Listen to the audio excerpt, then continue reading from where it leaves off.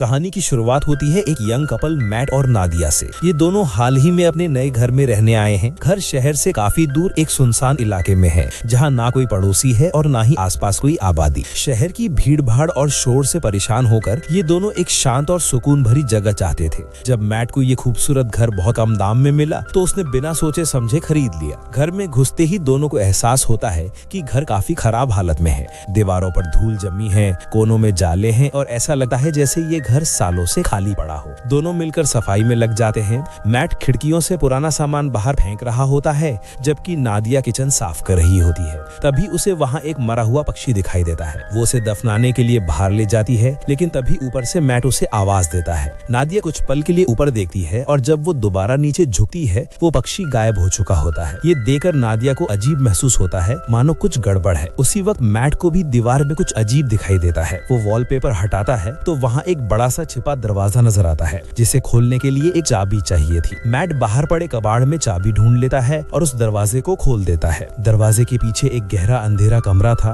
जैसे ही दोनों अंदर झांकते हैं, घर की सारी लाइट्स अचानक से टिमटिमाने लगती हैं। माहौल डरावना हो जाता है। मैट कहता है कि शायद इलेक्ट्रिक लाइन में दिक्कत है और हमें किसी इलेक्ट्रिशियन को बुलाना चाहिए। ये कहकर वो बाहर चला जाता है। नादिया अकेली उस कमरे के पास रह जाती है। नादिया कुछ पल वहीं खड़ी रहती है, लेकिन उसे एक अजीब डर महसूस होता है और वो भी मैट के पीछे चली जाती है। रात यूं ही गुजर जाती है। अगले दिन नादिया एक इलेक्ट्रिशियन को बुलाती है। वो बेसमेंट में जाकर लाइट से करता है तो देखता है कि पूरा बेसमेंट पुराने तारों से भरा पड़ा है, इतने की जमीन तक दिख नहीं रही। वो कहता है कि उसने आज तक ऐसा अजीब सेटअप कभी नहीं देखा। लाइट्स ठीक करके जाते वक्त इलेक्ट्रिशियन मैट से पूछता है, तुमने ये घर क्यों खरीदा? इसके पिछले मालिक की हत्या यही हुई थी। ये सुनकर मैट डर जाता है और इंटरनेट पर इस घर के बारे में खोज शुरू करता है। उसे एक पुराने अखबार की खबर मिलती है, जिसमें थॉमसन फैमिली का जिक्र था, एक कपल जिन्हें उनके ही बेटे जॉन ने मार दिया था। पुलिस ने जब जॉन से पूछा तो उसने कहा, मुझसे ये हत्या इस घर ने करवाई है। मैट को ये कहानी बकवास लगती है, लेकिन रिसर्च करते करते वो थक जाता है और शराब पीने बैठ जाता है। उसके पास बोतल में कुछ घूंट बचे थे, वो खत्म कर देता है और सोचता है काश एक और बोतल होती। तभी लाइट्स फिर से टिमटिमाने लगती हैं। कुछ सेकंड्स के लिए चली जाती हैं और जब वापस आती हैं तो उसके सामने एक नई शराब की बोतल रखी होती है। मैट हैरान रह जाता है। वो बोतल को छूकर देखता है, असली थी, यानी इस कमरे में कुछ ऐसा था जो इच्छाएं पूरी कर सकता था। सुबह नादिया उठी है और देखती है कि मैट कहीं नहीं है। वो उसे खोजते हुए उसी कमरे में जाती है। वहाँ पहुंचकर वो देखती है कि कमरा अब कीमती पेंटिंग, सोने चांदी की चीजों और महंगे सामान से भर पड़ा है।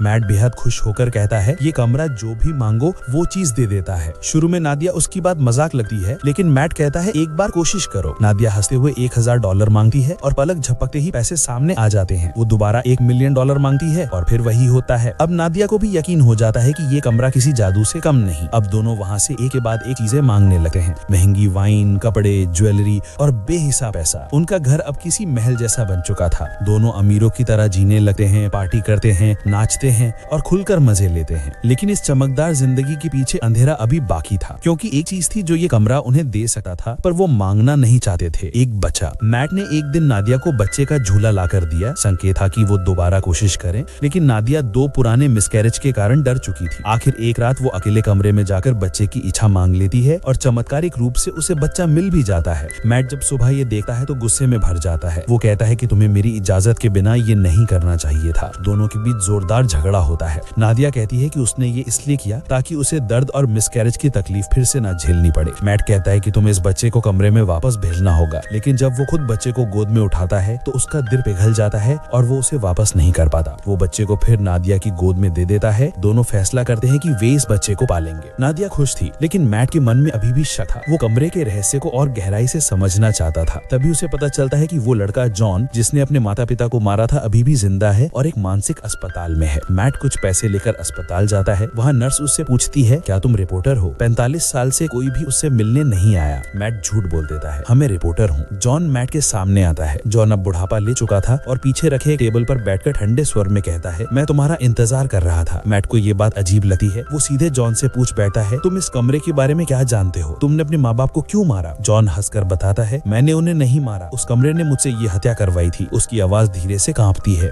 फिर वो चेतावनी देता है, शुरू में सब कुछ महंगा और मजेदार लगता है, पर इसकी कीमत तुम्हें चुकानी पड़ेगी। जितनी जल्दी हो सके इस घर को छोड़ दो। मैट जॉन की मानसिक स्थिति पर शक करता है और उसे वहीं छोड़कर घर लौटाता है। रास्ते में वो पेट्रोल पंप पर गाड़ी रोकता है। पेट्रोल भरने के बाद जब मैट जेब में हाथ डालकर कर्मचारी को पैसे देने की कोशिश करता है तो जेब खाली निकलती है। परेशान होकर होकर वो दूसरी जेब से पेमेंट करता है और घर लौटते हुए सोचता है कि उसने तो इतने सारे पैसे अपने साथ रखे थे, वे अचानक कहाँ गायब हो गए। ये सत्य जांचने के लिए मैट उस कमरे में जाकर कुछ पैसों की विश करता है। पैसे आकर उसके हाथ से निकलकर फर्श पर गिरते हैं और जैसे ही वो उन्हें उठाकर खिड़की से बाहर फेंकता है, वे अचानक गायब हो जाते हैं। फिर वो एक पेंटिंग को आधी कमरे के अंदर और आधी बाहर रखकर देखता है। जो बाहर रखा हिस्सा कुछ ही देर में राख में बदल जाता है, जबकि जो हिस्सा कमरे के अंदर था वैसा का वैसा रहता है। इसी अनुभव से मैट समझ जाता है कि कमरे से मिली कोई भी चीज घर के बाहर नहीं ले जाई जा सकती। बाहर ले जाने पर वो खत्मियां राख बन जाएगी। वो दीवारें तोड़कर अंदर छिपी चीजों की तह खाने वाली जांच करता है, पर दीवारों के अंदर सिर्फ पुराने उलझे तार मिलते हैं और कहीं कोई और रहस्य नहीं। तारों की आवाज से नादिया भी वहाँ आ जाती है। वो बच्चे को गोद में लेकर बाहर जाने लगती है।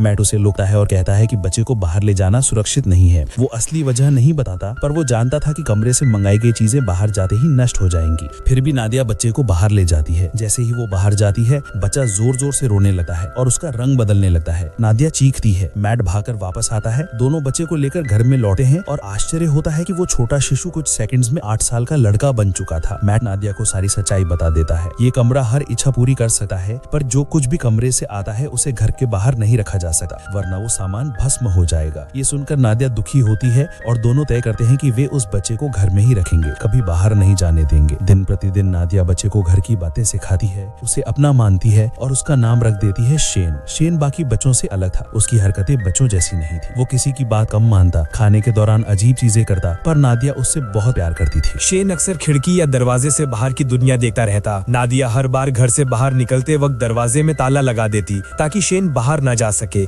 एक दिन शेन घर में स्नो ग्लोब से खेल रहा था जब मैट आया और उसे डांट दिया। डरकर शेन का हाथ कांपा और ग्लोब नीचे गिरकर टूट गया। शेन दुखी हो गया। रात को वह चुपके से मैट और नादिया की बातें सुनता है और शक से भर उठा है कि कमरे में कुछ ऐसा है जिससे वो मंगाकर लाया गया है। एक शाम शेन टॉर्च लेकर घर की जांच करता हुआ बेसमेंट तक पहुंच जाता है। वहां उलझे तारों के बीच से होते हुए वे उसी कमरे तक पहुंच जाता है और असली राज देख लेता है। रात भर घर की लाइट्स टिमटिमाती रहती हैं, लेकिन मैट और नादिया की नींद में कुछ नहीं आता। अगली सुबह मैट के पास एक नया स्नो ग्लोब पड़ा मिलता है और टूटे ग्लोब का टुकड़ा पास में होता है। मैट नादिया से पूछता है कि क्या उसने ये ग्लोब उस कमरे से विश करके मांगा, पर नादिया नकार देती है। तभी लाइट्स टिमटिमाती हैं और दोनों समझ जाते हैं कि ये सब कमरे की देन है। यहाँ शेन ने घर से बाहर जाने की अपनी चाह पूरी करने के लिए कमरे से एक विशाल आउटडोर एरिया मांगा, खुला आसमान और एक बड़ा जंगल, और कमरा उसे वही दे देता है। शेन खेलकर खुश था। नादिया अपने बेटे की बनाई दुनिया देखकर खुश हुई, पर मैट डर गया कि कहीं शेन कुछ गलत मांग ना ले। उसने शेन को बाहर जाने से रोकने की कोशिश की और कमरे की चाबी अपने पास रख ली।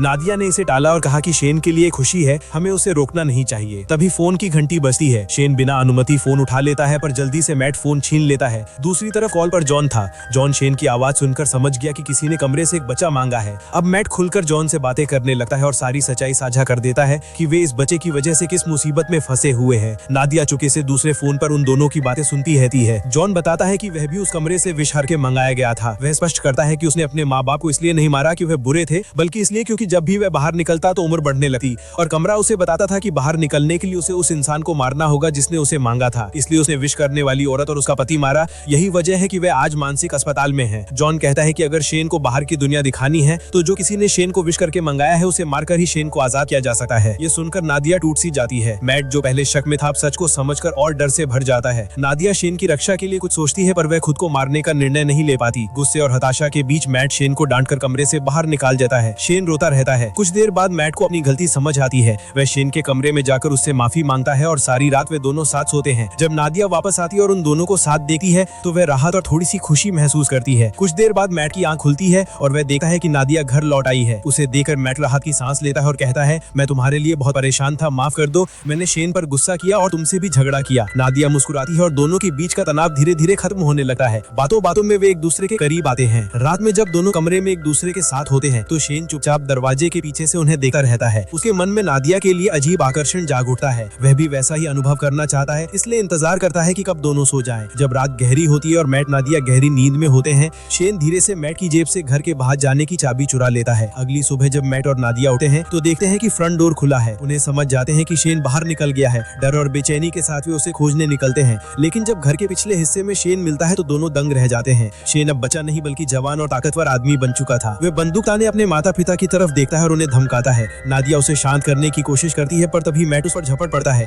दोनों में जोरदार लड़ाई होती है और इसी दौरान नादिया को धक्का लग जाता है। वह जमीन पर गिरकर बेहोश हो जाती है। कुछ देर बाद जब नादिया होश में आती है तो मैट उसके पास बैठा होता है। वह कहता है शेन को गलती से गोली लग गई, वो अब नहीं रहा। ये सुनकर नादिया टूट जाती है और फूट फूट कर रोने लगती है। मैट उसे सांत्वना देता है और घर के अंदर ले जाता है। लेकिन अब कहानी एक खतरनाक मोड़ लेती है, क्योंकि जो व्यक्ति नादिया को घर के अंदर ले जा रहा है वो असली मैट नहीं बल्कि शेन था। दूसरे कमरे में असली मैट धीरे धीरे होश में आता है। वह अपनी पत्नी को ढूंढता है और जैसे ही लाइट्स टिमटिमाने लगती हैं, उसे समझ आ जाता है कि कुछ गड़बड़ है। वह उस कमरे की ओर दौड़ता है, लेकिन वहाँ नादिया नहीं होती। उधर नादिया को एहसास होता है कि मैट के व्यवहार में बदलाव है। वह नोटिस करती है कि अब वह अक्सर बर्फ खाता है और तभी उसे सच्चाई समझ आ जाती है, ये मैट नहीं, ये तो शेन है। असल मैट अब दीवार तोड़ते हुए वायर्स के बीच से गुजरता है और आखिरकार उस कमरे तक पहुंच जाता है। कमरा अब एक विशाल जंगल में बदल चुका था, ऊंचे ऊंचे पेड़ और अंधेरा चारों ओर। यही उसे पता चलता है कि शेन ने कमरे की शक्ति से इस घर की एक नकली दुनिया बना ली है, एक डुप्लीकेट घर जहाँ उसने नादिया को कैद किया हुआ है। मैट तेजी से जंगल के बीच भागता हुआ उस डुप्लीकेट घर में पहुंच जाता है। अंदर वे देखता है शेन नादिया को जबरदस्ती अपने पास रखने की कोशिश कर रहा है। मैट को देखते ही शेन उस पर हमला करता है। दोनों में भीषण लड़ाई होती है। नादिया बुलझन में है, दोनों एक जैसे दिख रहे हैं, असली कौन? वह दोनों को देखती है और धीरे से एक नाम पुकारती है, शेन। शेन उस आवाज पर प्रतिक्रिया देता है और उसी पल नादिया समझ जाती है कि असली मैट कौन है। वह शेन को जोर से धक्का देती है। शेन जमीन पर गिरते ही अपने असली रूप में लौट आता है। मैट और नादिया कमरे से बाहर भागने की कोशिश करते हैं, लेकिन बाहर नहीं निकल पाते। अब उन्हें समझ में आता है कि शेन ने विश की थी वो दोनों हमेशा इस घर के अंदर ही फंसे रहें। लेकिन तभी शेन प्रकट होता है और गुस्से में आकर मैट को चाकू मार देता है। शेन नादिया से कहता है तुम मुझे अपना बना लो, मैट को भूल जाओ। मगर तभी उसे एहसास होता है कि वे जिनसे बात कर रहे हैं वो दोनों असली नहीं बल्कि उनके क्लोन हैं। इस बीच असली मैट और नादिया जंगल की तरफ भाग चुके होते हैं। शेन गुस्से में उनके पीछे दौड़ता है। असली घर में पहुंचकर वह मैट पर झपटता है, लेकिन मैट पूरी ताकत से उसे पकड़कर दरवाजे के बाहर खींच लेता है। शेन अपनी जान बचाने के लिए अंदर लौटने की कोशिश करता है, लेकिन नादिया दरवाजा बंद कर देती है। शेन विनती करता है, माँ दरवाजा खोल दो। नादिया की आंखों से आंसू बहने लगते हैं, पर वे कुछ नहीं करती। शेन की देह गलने लगती है और कुछ देर में वह राख में बदल जाता है। नादिया धीरे से झुककर राख अपने हाथों में उठाती है और रोने लगती है, क्योंकि उसने उसे हमेशा अपने बेटे की तरह माना था। मैट उसके पास आता है, दोनों एक दूसरे को गले लगा लेते हैं। सीन कुछ महीने बाद का दिखाया जाता है। मैट और नादिया अब एक छोटे से नए घर में बस चुके हैं, शांति से रह रहे हैं। लेकिन एक सुबह नादिया डरते हुए अपना प्रेगनेंसी टेस्ट करती है और रिपोर्ट पॉजिटिव आती है, यानी अब उनके घर में एक नया जीवन आने वाला है। और इसी के साथ ये कहानी यहीं समाप्त हो जाती है।